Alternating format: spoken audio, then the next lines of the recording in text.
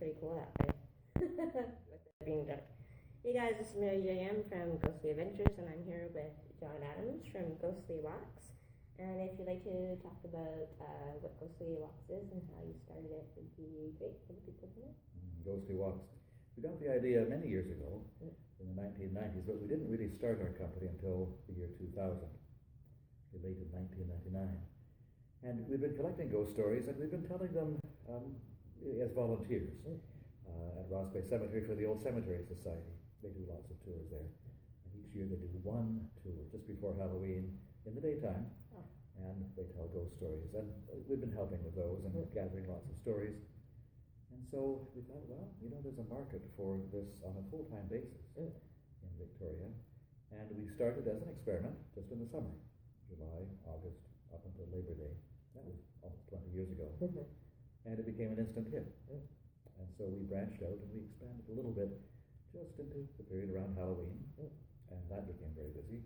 And then gradually we started filling in. So we now do the tours year-round. And from May the 1st to October 31st, so for 6 months, we do them every single night. And how many walks do you have for the Well, it depends. At the very beginning of that season, we do them once a night. And then by the time June comes along, we do them twice a night.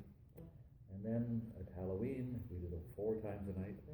Sometimes if we get lots of people, we divide a group, and so it's not uncommon for us to send out several groups at the same time. We began doing them in the winter. We had phone calls. It's January, and I don't see you're doing walking tours, no ghostly walks. Can you do one for us? And so we were doing private tours. Often enough, we decided, well, why don't we just start doing to a regular basis? And so now we do them every weekend, Friday, Saturday, Sunday, from November right through until the end of April. We might even expand a little bit beyond that. But we do lots of private tours as well. Yeah. And you're the one that created it, but also your son, Chris, is one of the hosts, as well as your daughter used to be a host, I believe. That's right, the whole family's involved. So my wife holds down the office. She handles the phone calls and the bookings and the accounts, which I'm not very good at. My daughter started helping me back in. She's in Vancouver. She's a librarian. But she was with me for several years at the very beginning. Then it was just me really telling the story. She was helping out along the way. And then she went away, and our son Chris moved back from England. And he was a natural, so he started helping as well. So we're more or less equal partners now in the business, and we do lots of tours each, but we have other guides too, because it's grown so much. We need other guides too. Did you want it to originally be a family business when you started? To be honest, we didn't really have many plans. It just started and kind of organically grew. We had no idea whether it would really work at all. We should have known that those stories were popular, and we were well known already as storytellers and guides, so we knew that people would be interested in the sorts of things we told, but we had no idea that it would actually take off so much. So I think I'm glad it's a family-oriented business, but I had no idea that it would ever grow to the size it is. But I'm so glad that our family has been involved over the years. It makes it definitely interesting. It's great to work with. Well, I work most closely with Chris, of course, now, which is great because we have a chance to see each other. Sometimes parents and their kids don't see each other that often, but I think we both enjoy doing that. And what got you into ghosts? Was it more the history, or did you see a ghost when you were a kid? Well, when I was a little kid, 3 years old, I did have some ghostly encounters, but my parents, I think often typical of parents, don't be so silly, there's no such thing as a ghost. I knew what I'd seen, and my brother apparently had seen it as well, in our bedroom in fact, but I didn't think too much about it. I had a few other episodes, just one-off episodes here and there that really made me wonder, but rationally, no, it can't be ghosts. But I did become a historian. I worked in museums and historic sites. I wrote many history articles, books, and so I was approaching tours originally from a history point of view and doing lots of history tours, but the Old Cemetery Society around Halloween, we were doing history tours, but somebody said, well, tell us a ghost story. I didn't know many ghost stories. I'd read some but hadn't paid much attention. Anyway, it was in about 1990, and there's a man by the name of Robert Bellick. He's very well known in ghost circles in British Columbia now. He's published several books about ghosts across British Columbia and beyond as well. And he came to Victoria, and he was very kind and gave a tour for us at Ross Bay Cemetery, Sunday closest to Halloween. And we located the graves for him, but he was telling the stories from his book about John Todd and many other people who are well known as ghosts.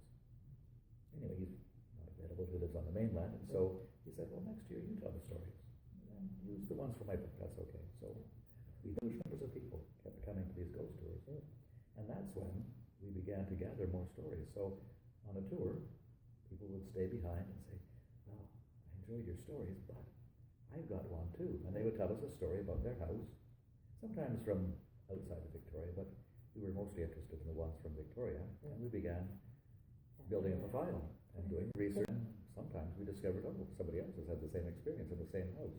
It started slowly in about 1990, maybe a little bit before that, and gradually we've now received hundreds and hundreds of stories. And some of them were just little tiny stories. Somebody's seen something out of the corner of their eye, but sometimes they're huge stories which are very complicated, that go back over a long period of time and involve many, many people. So the stories that we try to focus on are the bigger ones, the ones that actually have a beginning and a middle and an end, and can be a story in themselves. But many people are really just interested in knowing where the ghosts are, so we identify those ones as well. But yes, we've collected a lot. Well, that's the trick.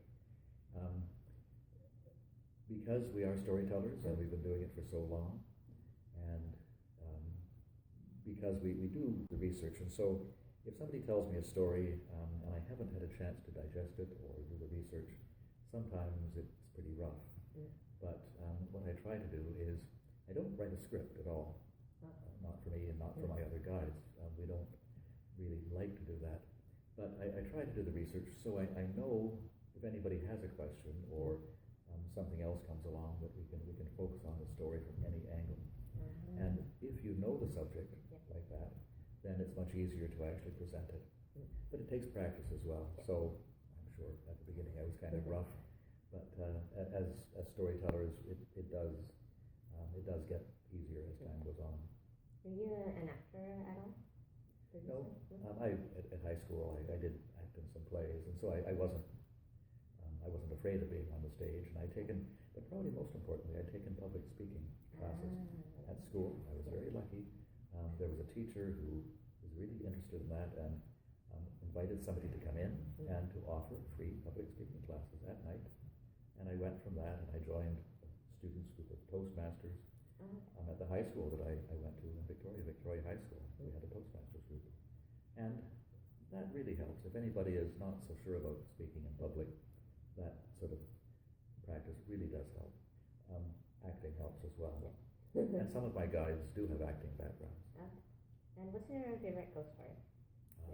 See, there's so many of them. I think probably one of my true favorites is the story of Doris Groveland at the Victoria Golf Course. Just because she's so well known, and on our walking tours downtown, we don't really have a chance to go to the golf course, which is several kilometers away. At Halloween, when we do the ghost bus tours, then past the golf course, in fact, we often get out and we stand on the edge and we look in and we tell the story. She was murdered by her husband in 1936 on the golf course. They'd gone out for an evening walk, although they had been estranged. And anyway, she was not found until 5 days later. He was found a month later in the kelp beds just off the golf course.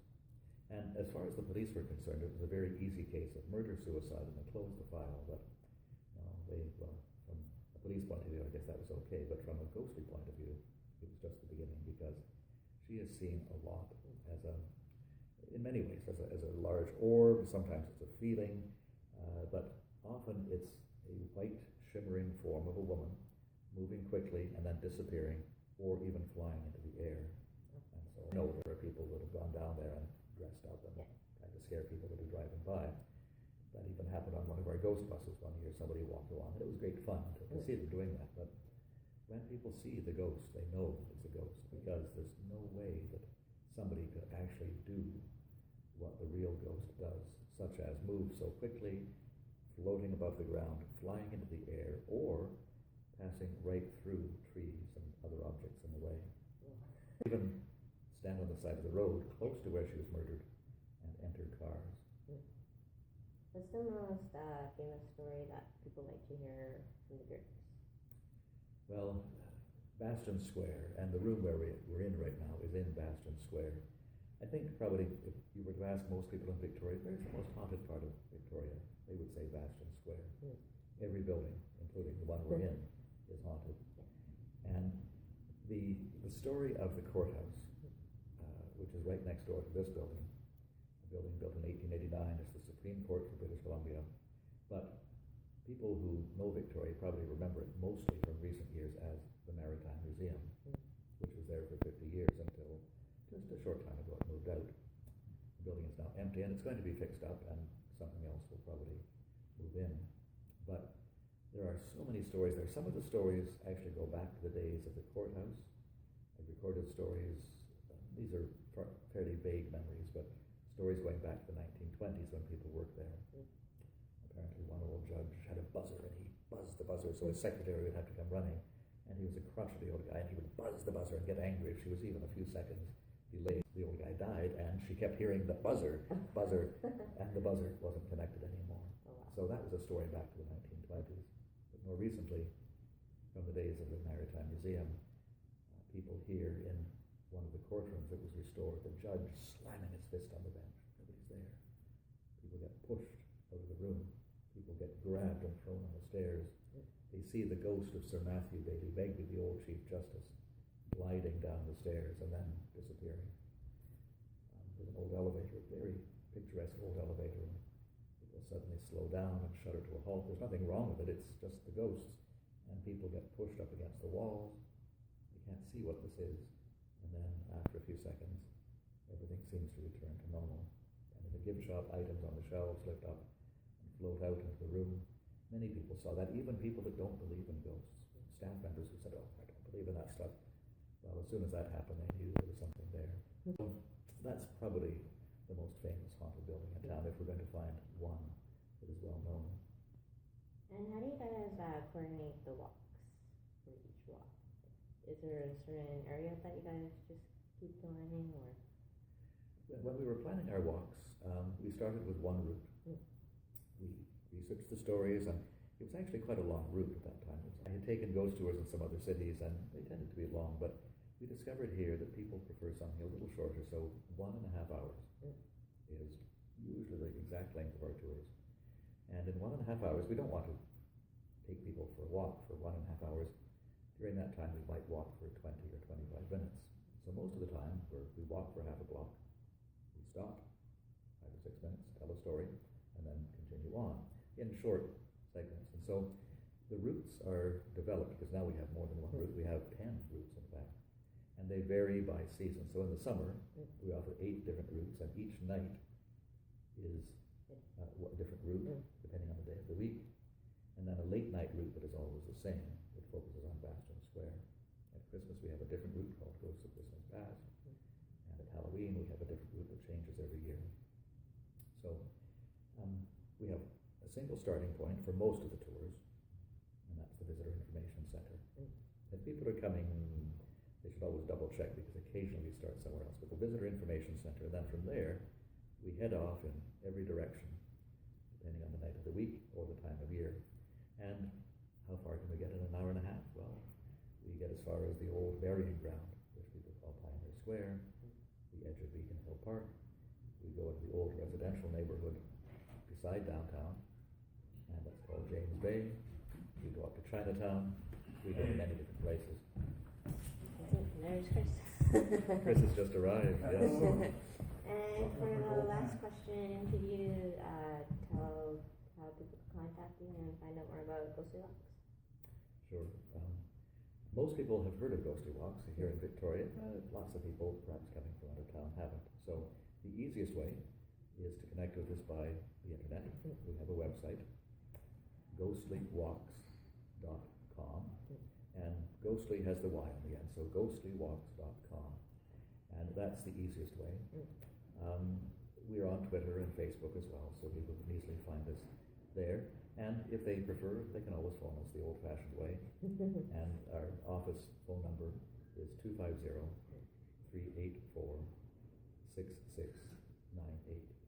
So 250-384-6698. I wish we could find one that had some sort of interesting ghost tag on it. GhostlyWalks.com or our phone number 250-384-6698. And we're happy to answer any questions. Most of the information about our tours is up to date on the website. Is there any last words that you want to say before you get ready for your tour? We always appreciate people taking an interest. So it's great, Mary, that you come to Victoria and take our tours and really encourage us along. And we appreciate that very much. And we're always quite pleased to know how many people are following our stories. And if somebody hasn't had a chance to take one of our tours yet, well, thank you very much for helping let people know about them. Thank you so much. You're welcome. Yeah.